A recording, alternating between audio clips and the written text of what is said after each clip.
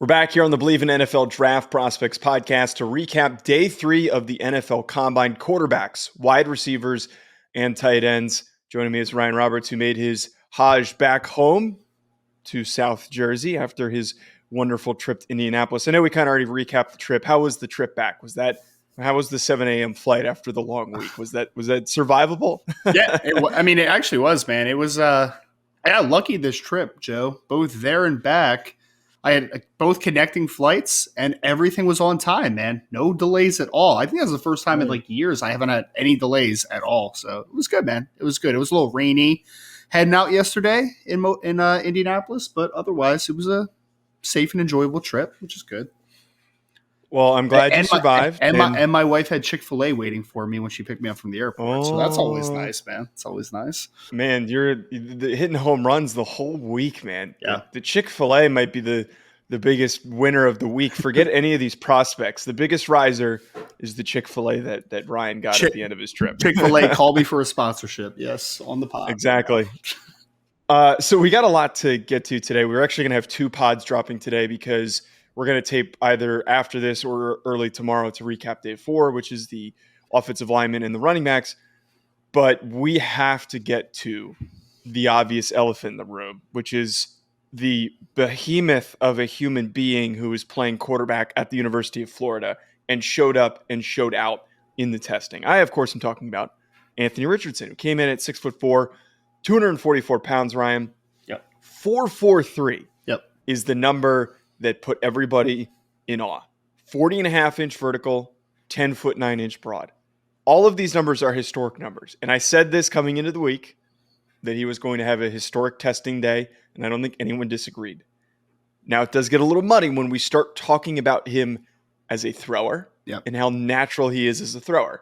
I thought he did as expected, in my opinion. I thought that he was inconsistent. He didn't do horrible. He didn't completely crap the bed, but he also didn't excel like a guy he was throwing up against in C.J. Stroud. Right. There were some throws he couldn't hit, which was the out route that he struggled with, but some of them, they looked really good. Like that deep ball that he threw was gorgeous. It was one of the best throws of the day out of anybody. But I think that Anthony Richardson, where he's helping himself right now, is those athletic testing numbers. And there's a reason why everybody is talking about him because of those numbers.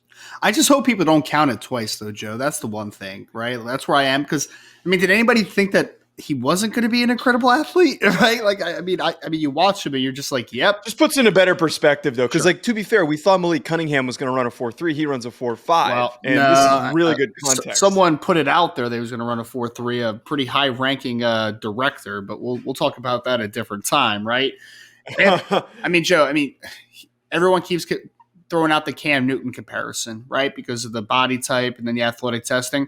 Anthony Richardson has an argument as the greatest athlete that we've ever seen at a quarterback position come into the NFL. He has that argument. 6'4" and 1/8, 244. It started with the 40.5-inch vert, Joe. I was like, oh, I saw a 10.9 broad. I'm like, that's a really good number too. That's the best the quarterback's ever done at the combine as well. But 40.5 inches, man, that is an ungodly number for 244 pounds. That's levitating, man. That's unreal. And then he follows it up with the 4.43, and you're just kind of like, yep. He cemented it. It's just like at 244 pounds, guys should not be able to do all that type of stuff, right? So you look at that and you're just like, yeah, I think you said it well. It puts it into perspective just how athletic he is. You got that context fully. When you're talking about the Cam Newtons of the world, the RG3s, whoever, the Michael Vicks, like this is probably the most impressive athlete from a height, weight, speed conversation that has ever come into the NFL. I thought that there were some really good moments as a thrower. I thought there was. Especially the deep ball, man. We saw that. God. We saw that on the Florida film, though, right? I think it was the first play of the game against LSU where he uncorked the deep post. Just like that kid has an absolute cannon for an arm, and he unloads pretty quickly, man. He's got a pretty quick release. The thing with Anthony Richardson, though, is that his upper body and his lower body do not always work together, and I think that's what you saw when he was running like the throwing the deep outs during the day. Like everything's just a little bit late. Everything's a little bit inside because he's just releasing the ball a little bit not in proper rhythm, right? Like the rhythm is something that needs to improve him. He's not there yet. Like we saw C.J. Stroud. I know we're going to talk about C.J. Stroud. C.J. Stroud was crisp. It was consistent. Anthony Richardson is not that right now. But I also think that we need to remember Anthony Richardson has started, 10 football games in his career? Like, it's not a ton, which gives people some pause, and I completely understand it. But from an athleticism perspective, from a size perspective, from a arm strength perspective, everything's there. And I just think he has a talented arm in general, right? It's just not just pure velocity. The kid can take something off the ball. The kid can throw from different arm slots, from different platforms, from a bad platform. He can do all those things. It's just a question of, hey, man, whoever the quarterback coach is that Anthony Richardson lands with, whoever the offensive coordinator is that he lands with, you really need to harp on timing. Let's get that foot connected with that upper body. Let's make sure everything is consistent on a snap-to-snap basis. If they can, we're talking about a superstar potentially. Yes. That's it. Absolutely. And here's the thing with Anthony Richardson for me. We're all getting excited over it. We're all talking about it. But the reality of his performance is this isn't Anthony Richardson showing up, doing really well, and suddenly he's a top 5 pick. No. This is reiterating what we knew about him as evaluators. I think people that don't do evaluations and do media now are trying to get caught up on him. We were talking about Anthony Richardson maybe being the first overall pick or being a top quarterback back in September. We did a whole show on that, talking about that. Everybody's catching up to what this conversation is. But the way that I look about it, that I look at this for Richardson, I'm not the one who came up with this point. It is one that has been circulating, is that he is not so much green and moldable. Actually, moldable is not the right word. It's not so much that he can't play the position and that he doesn't have the skills to do it. He's inexperienced. That's what makes a guy like him exciting. He is playing 10 football games. And everything you talked about there, I saw a guy who is a natural athlete and a natural at the position. That's what's exciting. And to me, he's natural, but has inconsistencies. He has issues that need improvement. He hasn't played enough. In the throwing. He hasn't played exactly. enough. That's where it is. It's just like that's my point. This is like the Trey Lance thing all over again, Joe. Right? Like Trey Lance was not this green player from a arm talent perspective and from a footwork perspective. Like he really wasn't. The thing about Trey Lance was that he just hadn't played a lot of football, man. So like it was about seeing a variety of coverages, having to work through your drops consistently while also having that post-snap progression and those type of stuff. That's the Anthony Richardson stuff right now, man. He just hasn't played a ton. This is a kid that needs to see live reps. He needs to see the speed, acclimate to figuring out what the process of everything is from a pre to post snap. Like those things all need to happen still. So It's not a green thing as much as, or it's not a lack of ability or a lack of, progression. It's literally the best way to improve and to get better at something is to do it. And he hasn't done it a ton. That's where we are.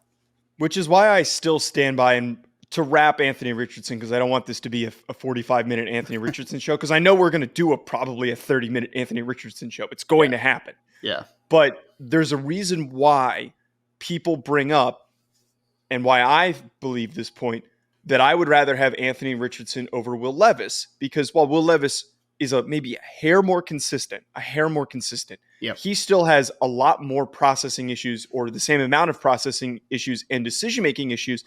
He's older and he's played way more football games. That to me is described as a guy who is moldable and high character. Yep. And Anthony Richardson is described as somebody who can't play the position. It doesn't make any sense to me. So I'm hoping that this context of seeing him throw up against some of these other guys can help us realize that point. I think those that are smart evaluators will, and those who aren't won't, and they're going to overreact. It's simple as that. Well, I think the one thing that I do want to put out in the universe, though, because, there's a lot of positives with what Anthony Richardson did this week in Indianapolis. He also interviewed incredibly well from everything I heard, which is also great to hear. But there is two worlds here, Joe. There is two realities. One is that you find a superstar, right? And he is able to just transcend any situation, able to make people around him better. That stuff is possible. The other situation is he gets you fired in a couple of years because he doesn't develop properly. There are two chasms there, right? Like there's a wide range of outcomes for Anthony Richardson. But for me, a guy that isn't going to get fired at the end of the day, I look at Anthony Richardson and say, well, I'm betting on that superstar upside, man. Like I want that. That is enticing of, just to have that ability and to make everyone around you better. Like there's a lot of upside with him, right? But there is a reality And this is why I would almost always rather rate quarterbacks after I see where they get drafted to, right? Because the minute that you see that Zach Wilson's a comparison, right? I didn't love Zach Wilson's BYU film, but he was plenty talented. It was not a talent issue, right? But he lands with the Jets, and you're just kind of like, oh, man. Johnny Manziel lands with the Cleveland Browns when the Cleveland Browns were a dumpster fire at the time, right? Like, there's some situations that guys land into, you're just like, that's probably not going to work out well. So in one situation, Anthony Richardson could be a superstar. In another, he might not make it. It really is so dependent on what the fit is and where these players fall. Yeah, we'll see what happens with Anthony Richardson, and that's part of the reason why I don't think that he will be the first overall pick. I think in our eyes, he is the most talented quarterback. But to your point, I think whoever trades up to that first spot, to trade up, draft him, is a fireable offense if he does not succeed in a couple of years. He might be more than a 2-year prospect, or project, rather. Draft Bryce Young, man. Don't overthink this, fellas. Don't overthink it. What's the line from draft day? Oh my God, what was it? Bryce Young, no matter what. Monte Mack, no matter what. Yeah, Bryce Young, no matter what, man. Bryce Young, no matter what.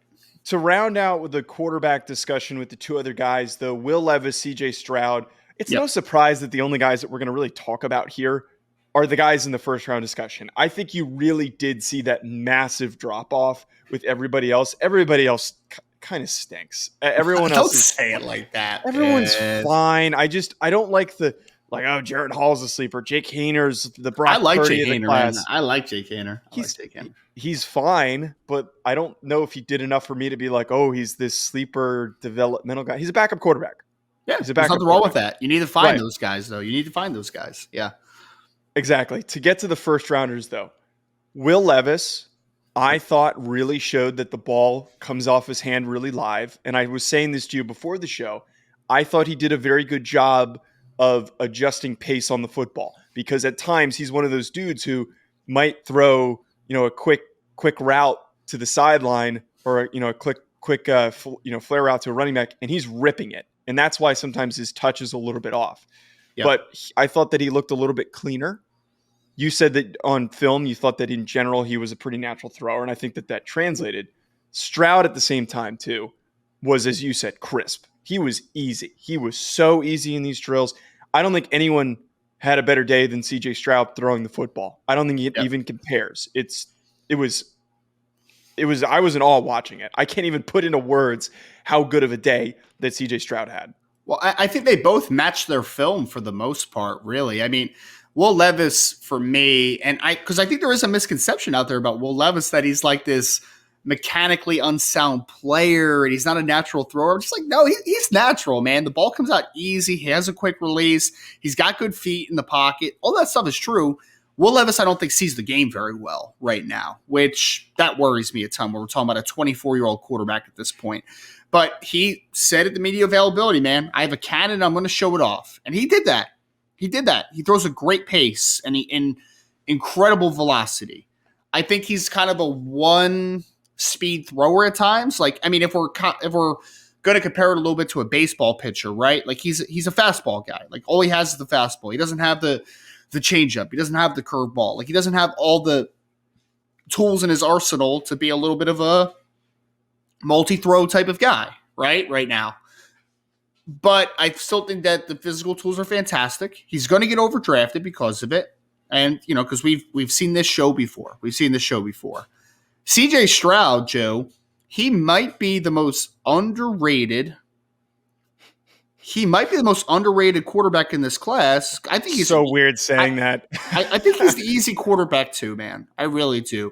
Because I understand why people aren't as excited about CJ Stroud. Because I do question what the upside really is. Because I don't think he's a great player out of structure.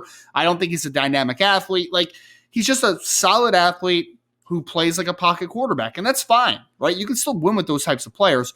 But what you saw on the field on Saturday is that his feet are as crisp as anybody. He gets the ball out incredibly fast. Everything's always consistently together, right? Like, you don't see disjointed from the upper and lower body. He sees the game well. He gets through processing quickly. He has quick feet, and he throws an accurate football. All those things are great. I just think that some people are like, That's great, but is he just Jared Goff? And like Jared Goff's a good quarterback at the NFL level. Like, he's not terrible, right? So He I had a think great that year this year for the Lions too, and they almost made the playoffs. That's what you need to make the playoffs. That's what some people I think don't realize is that you need average consistency, slightly above average consistency to reach the playoffs. And that's right, your point is that's what CJ Stroud is going to be. He is not going to be Josh Allen, put the team on your back, no. rush for a 10-yard first down when you've got pressure bearing down on you. That's not him. It's, to your point, natural, easy thrower that when things open up in front of him, he's going to make a good decision and he's going to make it cleanly and accurately. And no matter what the situation is that he falls into, he's going to make the situation better, right? Like, it's going to get better. He can make a bad situation into an okay situation. You make an okay one into a good into a great. He can, when things are my point is that there's a consistency about him. There's a high floor about him. I do question if he can put a team on his back. I do question if he can really be a high upside type of quarterback at the next level. But the floor is so high, man. And I feel like we get so excited about the ceiling sometimes that we ignore that the floor is important. That stuff is important. You need the consistency. You need the dependability. And I think that no matter what team drafts CJ Stroud, you should expect he's going to be a good quarterback for you.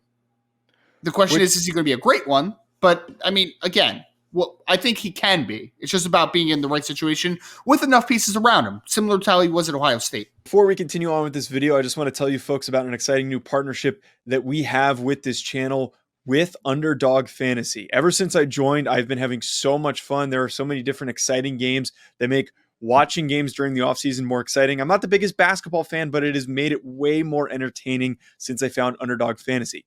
And my favorite game to play so far, which I think you should try out, is Pick'em. It is so easy to play. Just pick higher or lower on your favorite player stats, and you can win up to 20 times your money in a single night. Underdog keeps it simple with their easy-to-use website and mobile apps. Pick between 2 and 5 players to fill out your Pick'em slip, get every pick right, and take home some cold hard cash.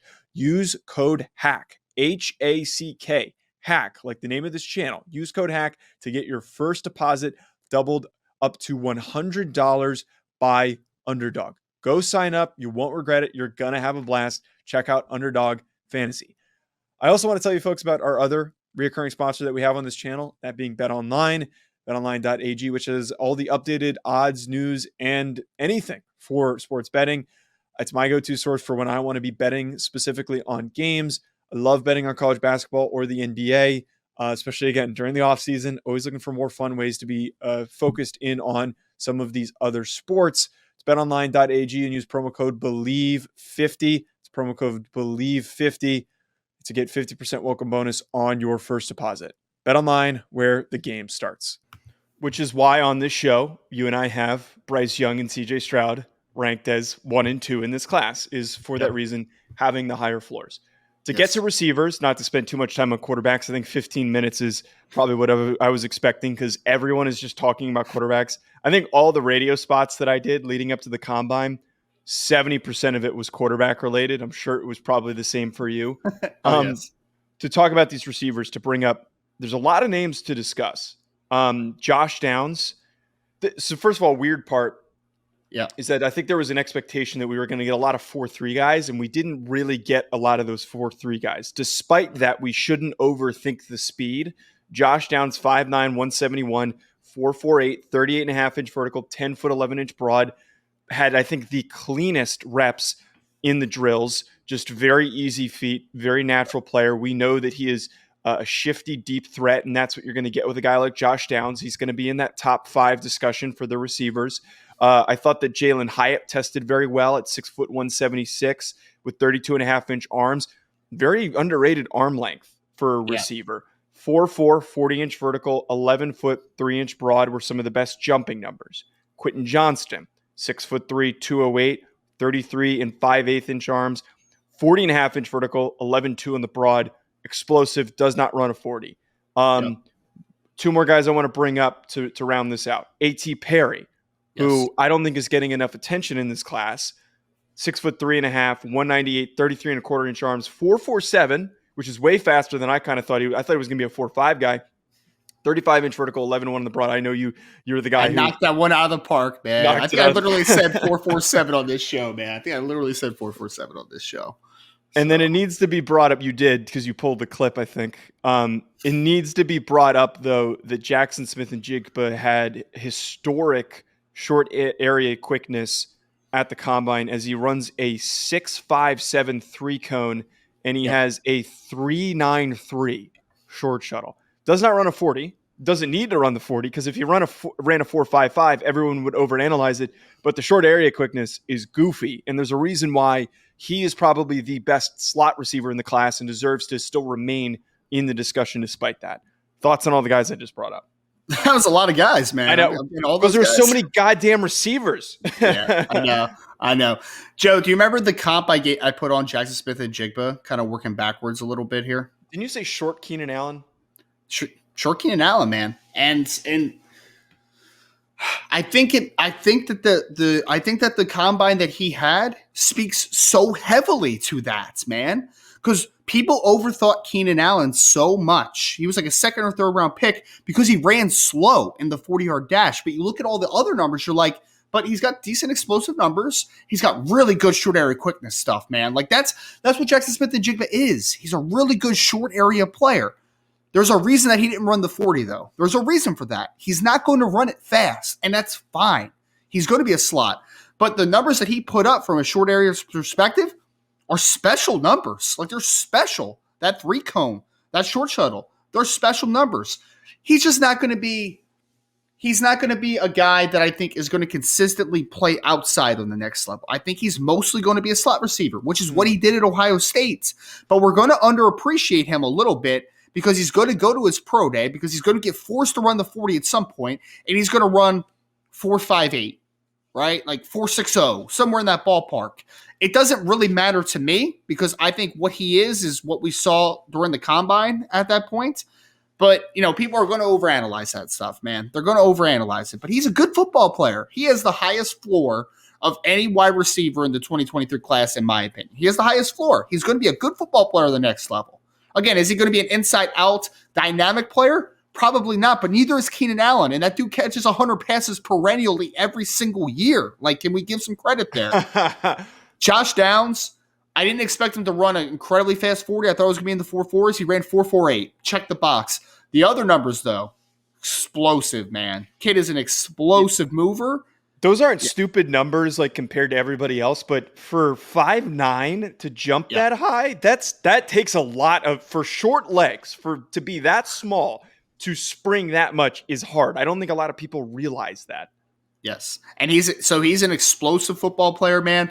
And I thought that he had an argument to being the smoothest player in the drills all day from the wide receivers. Like, I thought he was incredibly smooth, caught the football consistently. The one thing about Josh Downs that I love is that he is surprisingly good at the catch point for as small as he is, man. Like, he finishes through contact well. Everyone loves to throw out this comp for, like, all the small receivers that are good at the catch point, but I really do think there's some Doug Baldwin in his game, man. Like, Doug Baldwin's like one of those rare football players who's really good down the field, great through contact, and it's just like odd, kind of a profile. But, man, he's a good football player, man. I want to see what Quentin Johnston runs, because I still am not convinced that he's going to run fast. But like you said, springy athlete, explosive in short areas. That's great stuff. He's still developmental in my opinion, but obviously did some good stuff. Jalen Hyatt, man, it's so funny. He ran 4.4 flat, and everyone's super disappointed, because I thought he was a 4.2 kid on So film, did man. I, dude. So did I. I thought he was going to run like 4.27, 4.28, something like that. But regardless, 4.4 flat's good. And then when you take in the fact that he had 11.3 broad and like a 40-inch vert or whatever the heck he did, it's like, yeah, that kid's stupid explosive. Like, it's really explosive. So there were some good numbers. I really think that some people got a little bit disappointed, though, because like we were expecting Jalen Hyatt to maybe contend for that 40 record, right? Like, we were expecting it. We wanted to see Quentin Johnston run the 40. He chose not to. So there was a couple missing attributes to the day.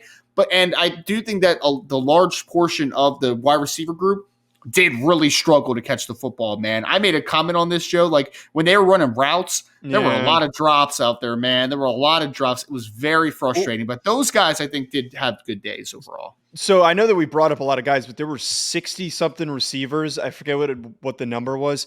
But, like, that's to the point where my main takeaway from the receivers is that one, there's no elite alpha dog, which we knew coming into the day, Yes. which was reiterated. And then two, I think that there's 50 feet of crap with this receiver class. I'm going to be completely blunt and honest here. And I know some people don't want to hear that, but I really don't think that there is as much depth as some people hope. The way that I see it right now, Ryan, and I think you agree with me, is that we've got a couple of guys that might go in the back half of the first round. Most of them are going to go in the second round. It's a lot of guys, I think like 6-7 guys that will be likely second to tertiary options in a lot of receiving rooms. There's not a primary receiver in this class, in my opinion. And then after that, it's a bunch of special teamers. That's it. I didn't see anyone who really impressed me or like, wow, this guy looks really natural. I text you about a couple of guys like Charlie Jones. I thought tested well and looked fine, and he's going to be a special teamer, probably a good kick returner. I thought Mike Bobo looked fine. He is. Charlie Jones is one of the best punt returners that we've seen over the last couple of years. When he was at Iowa, and then he transferred to Purdue, obviously. So just to add to your context there, add a little context. Yeah, but in general, not the sexiest group. But what was sexy, Ryan? Man, this tight end class. I'm a big fan of this tight end class, dude. So we had Zachary Kuntz, who comes in at 6'7", 34-inch vertical, 255 for his 34-inch arms, 255 for his weight, which is a big kid. 4.55 in the 40-inch vertical, 10-foot 8-inch broad. Quick point on Kuntz though, I thought his lower half is way too thin. It showed up when they had him block the sled because he couldn't move the sled. And the comment by Jeremiah I didn't agree with was like, oh, this is tough for the taller guys. It's because he has no weight in his ass. And he's not driving he doesn't have the leg strength to drive the sled. And I get what he's a goal line fade guy. That's what he's probably going to do. Well, I think both you and Daniel Jeremiah are right in your points, right? I just think you kind of have to put them together. I think that he has a very thin lower half. I don't think he has a ton of pop in his ass, right? Like I don't think that he has just a lower body to create a lot of movement. But I also think that Daniel Jeremiah does have a solid point of like it's hard for taller guys to gain consistent leverage all the time, right? So like when you put those things together, Zach Kuntz isn't going to be a guy that's going to play in line a ton early on, especially. Like that's a movement-based guy. That's a big slot. That's a goal line boundary receiver. Like that's what Zach Kuntz is. Because Joe, I don't know if you know this. Great stat for you. Great stat. You remember Pat Freiermuth, who's turned into obviously a very good tight end for the Steelers? So he went to Penn State, and in his recruiting class, Pat Freiermuth was actually the second-ranked tight end in the Penn State class coming out of high school. And that was because Zach Kuntz was the number one tight end coming out of high school that year. So he's got a lot of fanfare. He had a really good 2021 season. 2022, he was banged up and injured throughout. So the production wasn't quite as good. The kid's a height, weight, speed freak, though, man. He's got a lot of talent for sure. Just he's not going to block incredibly well, and he's raw still. As a route runner, he's very raw. But some teams going to overdraft him because they're going to be like, that kid's 6'7", Jelani Woods. Yeah, well, Mike Gesicki, Jelani Woods. Like, pick your poison there, right? Because Jelani actually played pretty well as a rookie. He actually did. But, yeah, I mean, he's a height, weight, speed guy. We'll see, man. But, yeah, you're definitely not drafting him for his in-line blocking right away. Definitely not. I think the more impressive, well-rounded performance, and I think the biggest tight end riser is Darnell Washington. He was in a situation at Georgia where he was second fiddle to Brock Bowers, and there's the joke that he put in I think it's his Twitter bio or whatever, that he's an extra lineman. And he's a really good blocker. He basically is. It's 6'7", 264, 34 and 3/8 inch arms, which is stupid length. 4.64 in the 40 is a really good time for that size. And then run 31-inch vertical, 10-foot 2-inch broad. I felt one of the more, not the most, but one of the more natural players in all of the drills. So his blocking was pretty crazy. I thought that his catching was very natural for the most part. I thought that he looked very easy as an athlete. And then we ended the day with the highlight catch where he extends and puts his arm up in the air and snags the ball out of the air. I think that for me, what this does, who Darnell Washington actually is my next up to watch for the tight end group. Coming out of this week, it kind of gives me better context where all you really saw him do was block. And now I can get a better understanding of he can actually have some production as a receiver. And I think at the bare minimum for a guy like Darnell Washington, you can draft him somewhere on day 2, and he can be, at the very least, one of the best second tight ends in the NFL. I think that's what, at the very minimum for his floor, that's what he brings to an NFL roster. Joe, I'm so frustrated about the Darnell Washington conversation because I actually like Darnell Washington, but people make me dislike him because they're just a little too high on him, man, just a little bit. Yeah. Because, I mean, I'll be very honest about this, right? Much faster than I thought he was. I thought he was going to be around 4.8. And for that size, like 4.8's fine, like for as big as he is, right? But running 4.64, it's like, oh, okay, that's maybe a little bit more. That's a little different linearly than I expected. You mentioned the short shuttle, which was a great time. He's an impressive athlete, man. And the great thing about Darnell Washington is he has an incredible baseline as a football player as well, because he's a dominant blocker, man. Day one, he's going to come in and he is going to create movement at the point of attack. And he also has very strong hands. So like strong hands, dominant blocking, cool. That's there, man. I love it. But he's not tight end 1 in this class. He's not. He's got 700 something career receiving yards, Joe. 3 touchdowns. That's a bad year for Michael Mayer in college. That's a bad year for him. I mean, honestly, it is. It's below average to the last 2 years that he's had at Notre Dame. That's kind of the point that I'm like, if Dalton Kincaid had that this year, you'd be like, oh, Dalton Kincaid's fine. He's not going to be like what he's being considered now, right? Like, there's just not production behind him. And I understand the whole stuff, the Brock Bowers and everyone, but like, yes, play with Brock Bowers. It's going to take some targets away from him. But he was the 4th leading receiver on this team this year, or 5th leading receiver. Kenny McIntosh had more yards and catches than him, a running back. So, like, there's some context there, man. There's some context. The upside is nice. He's got a really high floor as a football player. All that stuff is great, but I do think that the reality is that I question, is Darnell Washington going to be a high-volume pass catcher at the next level? I'm not sure about that. I think he's more in the Bubba Franks mold of a tight end, which, if people that remember Bubba Franks was a really good football player, man. He blocked his tail off for Green Bay. He was a red zone weapon, and he had a decent amount of catches a couple of times. But he's not a guy that you look at and say, like, that's a perennial Pro Bowl player. Like, I don't think that's what he's going to be. I think he's going to be a good football player who is going to be best served if it's like a New England Patriots style of approach at the tight end position, where it's like, wow, you got Darnell Washington, the great inline tight end, can create some mismatches, and you have another like little bit of a more of an H-back style of like an Aaron Hernandez, right? Where like you can move them around. Their skill sets work off of one another rather than him just being the guy. I'm not sure Darnell Washington is the guy as a high volume pass receiver, but I do think he's incredibly big. He's a good athlete. He's physical. And he's got strong hands. That gives it a tremendous baseline. I can't get there with the tight end 1 conversation. Just can't get there with that, man. Just can't get there. The guy in the class, though, Michael Mayer from Notre Dame, 6'4.5", 249. He comes in a little lighter than we were anticipating. Runs a 4.7, has a 32.5-inch vertical, a 9-foot 10-inch broad. So not that explosive, not as fast as some of the other guys. I think the realists knew how Michael Mayer was going to test, that he was not going to be this freaky athlete. But what he is the epitome of consistency, good footwork, good blocker, tenacious blocker, strong hands. He showed all of that in the drills. Like the gauntlet, he looked really clean in the gauntlet. Everything I got from Michael Mayer reiterated what I knew. And I just don't know how we can sit here and overanalyze Michael Mayer and then give all this credit to Dalton Kincaid, who didn't test, who's hurt right now, who's an older player, who doesn't block as much. I still fully believe that Michael Mayer is going to be the most productive tight end in this class, and I don't think it's hyperbolic to say that he, by his second season, is going to be a Pro Bowl player. He is that good of a guy who can have that level of impact. He does not need to be Mike Gesicki. He is not that type of an athlete. He is more consistent than he is explosive. Well, and there's 3 guys that I've always had his name kind of written close to, Joe.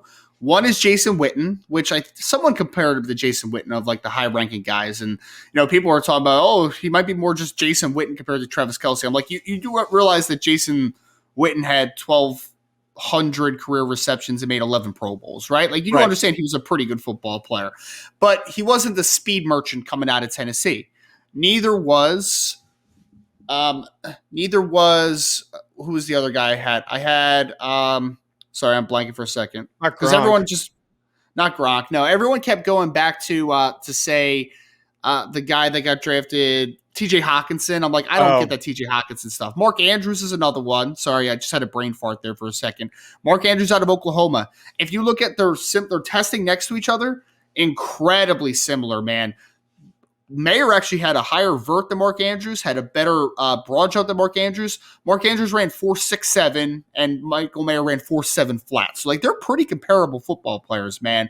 They really are. And the other guy is Dallas Goedert. I think that they are very similar football players. I just named 3 Pro Bowl players at the next level that I think play a similar style and similar brand of football.